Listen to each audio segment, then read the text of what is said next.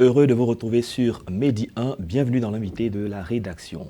Selon une étude, on dénombre 1,6 million d'enfants et adolescents hors du système scolaire, dont plus de 300 000 fréquentant les structures islamiques d'éducation non reconnues par l'État. Le ministère de l'Éducation nationale et de l'alphabétisation, en partenariat avec l'UNICEF et l'Union européenne, a réuni une table ronde en vue de mobiliser plus de 55 millions de dollars pour appuyer le gouvernement ivoirien dans la mise en œuvre de la stratégie nationale d'intégration des enfants des structures islamiques d'éducation dans le système éducatif formel en Côte d'Ivoire. On en parle dans cet entretien et nous recevons Aïchata Sanogo.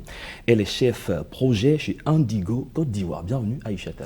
Merci de me recevoir. Avec vous, nous allons parler de l'éducation de façon générale, mais en mettant un accent beaucoup plus particulier sur l'éducation dans les structures islamiques.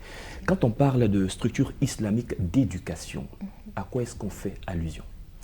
Ok, merci. Structure islamique d'éducation, c'est un vocable qui regorge, on va dire, 4 types d'écoles islamiques, notamment les écoles coraniques traditionnelles, qui sont des écoles, on va dire, non formelles et où il n'y a pas franchement de structure, d'infrastructure en tant que telle. Donc c'est le maître coranique qui, dans sa cour, sur sa terrasse, décide donc d'encadrer les enfants en leur dispensant donc des cours de Coran. Il y a également à côté de cela les écoles dites madrasa, qui sont généralement des écoles où on n'enseigne que l'islam. Et puis ensuite, nous avons les écoles franco-arabes qui sont des établissements où on enseigne en même temps la religion, mais aussi la langue française, pas totalement le programme de l'État.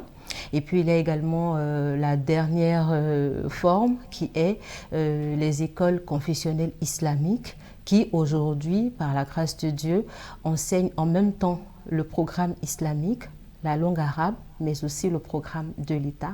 Et nous invitons donc voilà, les autres types d'écoles à migrer vers donc, cette forme-là, ou encore à permettre en tout cas à leurs enfants d'acquérir le programme de l'État. D'accord. Vous invitez les uns et les autres à migrer vers cette forme.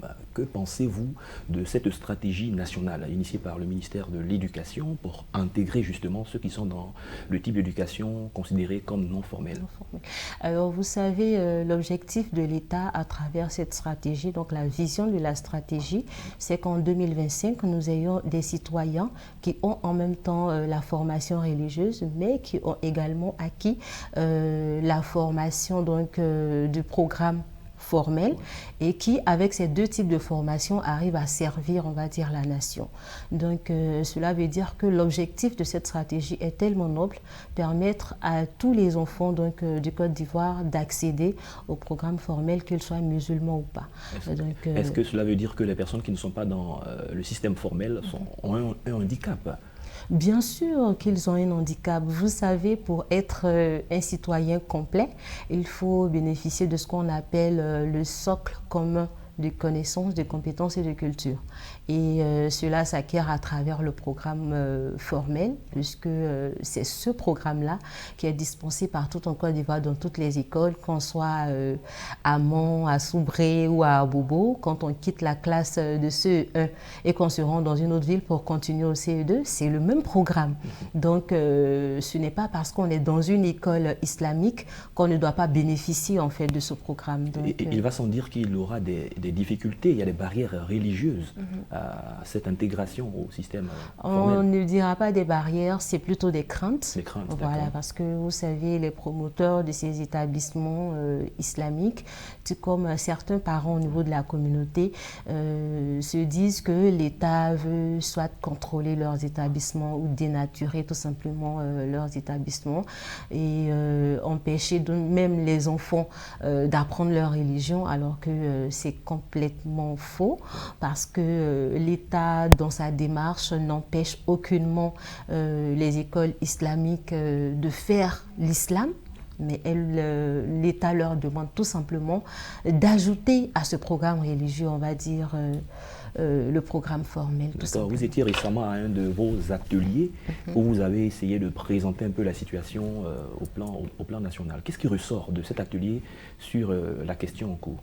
Alors l'atelier intervient dans le cadre d'un projet que nous appelons le projet d'accompagnement communautaire, médiatique et politique donc, du ministère de l'Éducation nationale et de l'alphabétisation dans la mise en œuvre donc, de cette stratégie.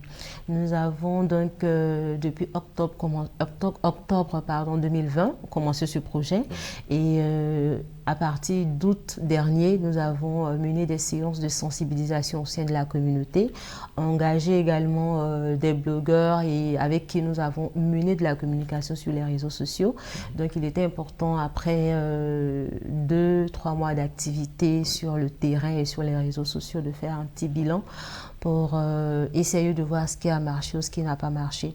Et après avoir sensibilisé dans la communauté près de 6000 personnes ou plus, nous pensons que les populations sont réceptives et c'est plus des manques d'informations, des incompréhensions, des craintes qui fondent leur posture, on va dire, de récidiviste, si on veut dire. Et quand on leur explique, on descend, on se met à leur niveau et qu'on leur explique le bien fondé de cette stratégie, automatiquement les parents adhèrent. D'accord, revenons à la sensibilisation. Qu'est-ce qui est véhiculé comme message de sensibilisation? Votre technique d'approche auprès des parents? Oui. Alors, à Indico Côte d'Ivoire, nous prenons donc l'inclusivité et le dialogue. Et les sensibilisations sont faites par des membres de la communauté. Donc à l'entame du projet, nous rentrons dans la communauté par les guides, les responsables de communauté, les responsables religieux, les responsables d'associations, en tout cas partout où on peut trouver les parents et les membres de la communauté, nous frappons donc à ces portes et nous identifions des personnes capables de communiquer, qui ont un intérêt avec cette question de l'éducation, surtout dans le milieu islamique. Et c'est ainsi que nous avons identifié 85 personnes sur les 3 zones dans lesquelles notre projet est implémenté et nous les avons formées avec l'appui donc du ministère de l'Éducation nationale et de l'alphabétisation et nous les avons également nous les avons formées sur la stratégie en elle-même. Quelle est sa vision, ses objectifs, voilà. Et puis ensuite, nous avons identifié des messages qu'il fallait communiquer aux populations. Et nous avons formé également ces personnes-là sur ces messages, sur les éléments de langage à utiliser. Parce que vous savez, nous sommes dans une communauté où le comment dire est hyper important. Oui, très important. Quand vous allez vers un promoteur d'établissement non formel et que vous lui dites par exemple, monsieur, ce que vous faites est dépassé, il faut aller de l'avant, ainsi de suite, il peut se sentir frustré. C'est trop fort. Voilà, donc il faut trouver la manière. Donc on a formé ces 85 personnes-là à la technique de facilitation, comment il faut approcher, parler aux parents.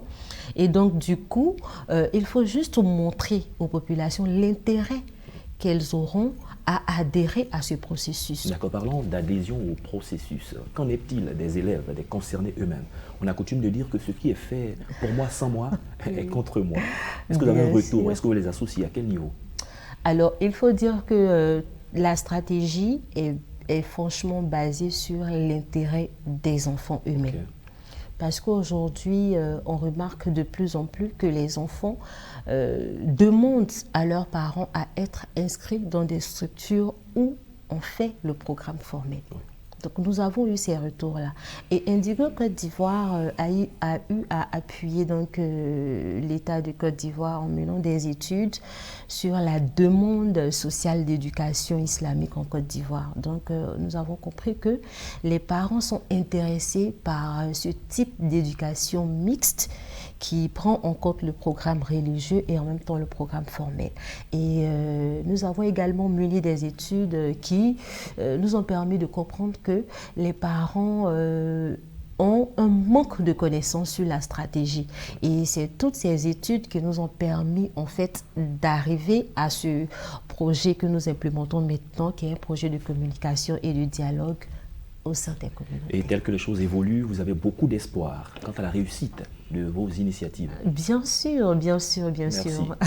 C'est sur ces mots que nous allons mettre un terme à cette émission. Aïchata Sanogo, vous êtes chef de projet chez Indigo Côte d'Ivoire. Merci d'être passé sur notre plateau. Je vous en prie, c'est moi qui vous remercie. Et avec vous, nous avons parlé de la stratégie d'intégration des enfants au système formel. C'est cela. C'est la fin de cette émission. Merci à tous de l'avoir suivi. Excellente suite de nos programmes sur Média 1.